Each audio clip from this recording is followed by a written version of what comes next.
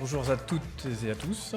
Nous allons vous présenter une synthèse de vos initiatives environnementales qui ont fait l'objet de reprises dans la presse et qui sont agrégées sur le portail magasinresponsable.com édité par Périfem. L'objectif de ce portail est de recenser les initiatives environnementales prises par les enseignes en France et d'en faire la promotion. Il totalise maintenant désormais 2500 articles sous forme de curation, qui sont répartis dans 6 domaines d'activité: la transition énergétique, la transition écologique, l'économie circulaire, la lutte contre le changement climatique, les relations filières et l'offre éco-responsable. Sur l'année 2023, la fréquentation du site a fortement augmenté, avec un nombre d'utilisateurs en hausse de plus 37% et un nombre de pages vues en hausse de 21%. La répartition par secteur d'activité, on observe une augmentation de 17% des articles concernant le secteur non alimentaire et un nombre de pages vues, et 5% des enseignes ont des reprises plus de 2 fois par mois. Quelles sont les enseignes les plus visibles? Alors pour l'alimentaire, Carrefour se détache, suivi de Leclerc, Lidl et Intermarché.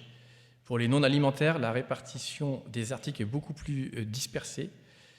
Elle est donc représentée dans la part de camembert vert. Et, les centres commerciaux se distinguent avec 12% des articles. Vient ensuite Decathlon, Ikea, Leroy Merlin et Point P, qui représentent entre 3 et 6% des articles. En termes de thématiques, comment se répartissent ces articles ? Cette répartition elle est stable par rapport à l'année dernière. Il y a 2 catégories qui se détachent: les initiatives sur l'économie circulaire en progression de 4 points et celles concernant la transition énergétique en progression de 3 points. Les parts de camembert grises, qui sont les relations filières et les offres éco-responsables, ne sont pas directement gérées par Périfem. Regardons maintenant la répartition des sujets dans chacun des domaines d'action. Je commence par la transition énergétique.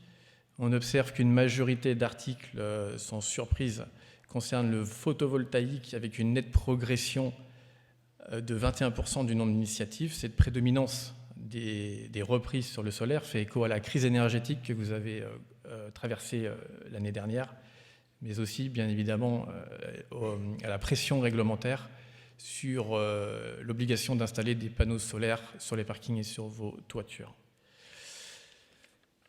Une nouveauté, on constate l'augmentation du nombre d'initiatives qui représentent des actions combinées et réalisées simultanément, comme par exemple l'installation d'ombrières photovoltaïques combinées avec des bornes de recharge et réalisées en même temps que le remodeling d'un magasin, le remodeling en froid d'un magasin, sur lesquels on va installer des portes sur les meubles et dont on va faire également le remodeling de l'éclairage en LED. Donc les enseignes communiquent de façon beaucoup plus transverse, avec une approche de conception des bâtiments plus globale et environnementale. Donc cette nouvelle catégorie représente la part bleue qui est de 10%. Je passe la parole à Christine. Merci Xavier. C'est le bouton vert. Xavier vient de vous expliquer ce qui ressortait des articles en 2023 sur la transition énergétique. Parmi les domaines qu'on retrouve dans Magasin Responsable, il y a 3 autres domaines, dont celui de la transition écologique. Donc, ce qui ressort fortement parmi les articles, c'est des sujets qui sont plutôt liés à votre engagement, que je qualifierais d'engagement institutionnel, l'engagement général de l'enseigne qui est finalement communiqué aussi au grand public, des engagements en matière de biodiversité. Et puis, comme pour la transition énergétique, en fait, on retrouve finalement 42%, c'est plus 22 points par rapport aux articles de l'année dernière. 42% des articles, en fait, sont sur des sujets très éclatés. Et ça, on le retrouve aujourd'hui dans tous les domaines au niveau de Magasin Responsable, au niveau des sujets que vous publiez dans la presse. Alors, avec toujours quand même des sujets qui sont compréhensible, audible du grand public, puisque la grande majorité des articles qui sont repris sur Magasin Responsable sont plutôt des articles de presse locale ou en tout cas grand public. Donc il y a des sujets que vous adressez dans les enseignes et qu'on ne retrouve pas parce que trop technique, pas assez visible de la part de vos clients en fait. Sur les initiatives relatives à la lutte contre le changement climatique, un nouveau sujet en fait qu'on voit apparaître dans vos communications en 2023, c'est le sujet de la mobilité. Alors avec un exemple parmi d'autres, hein, un exemple par exemple d'une enseigne qui a mis en place un pass mobilité pour ses collaborateurs et pour encourager la mobilité douce des collaborateurs. Et donc ça fait partie des nouveaux sujets en fait qu'on voit apparaître dans Magasin Responsable, dans la presse cette année. Et puis enfin, le sujet économie circulaire. Alors c'est le sujet qui, tu as donné un chiffre tout à l'heure, Xavier, hein, c'est le sujet sur lequel vous communiquez le plus, que vous soyez des enseignes alimentaires ou non alimentaires d'ailleurs. Alors je crois qu'il y a 111, qu'on ne le voit pas sur notre écran, 112 articles.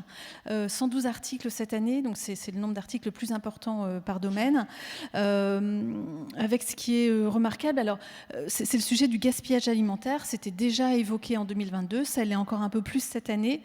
Emmanuel de Bureau Veritas ce matin pendant son pitch nous disait il y a 50 magasins qui ont été labellisés cette année avec le label national anti-gaspillage et en fait on retrouve que 5 articles sur ce sujet-là dans la presse. Donc c'est assez saisissant, en fait vous vous donnez beaucoup de mal, vous faites plein de choses mais vous ne le communiquez pas finalement tant que ça.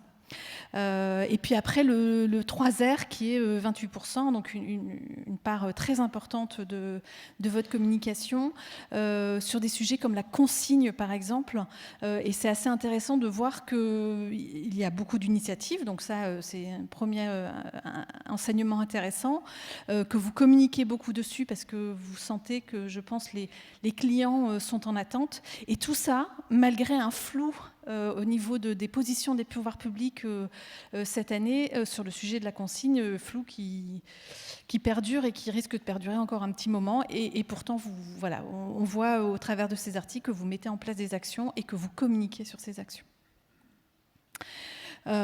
Pour finir, sur la plateforme, sur le portail de curation qui est Magasin Responsable, hein, je vous invite vraiment à y aller régulièrement.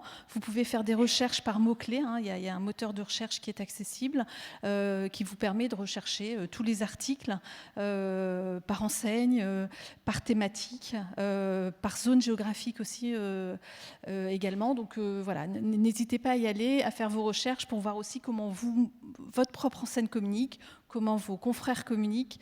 Ça peut être aussi intéressant de voir quels sont les sujets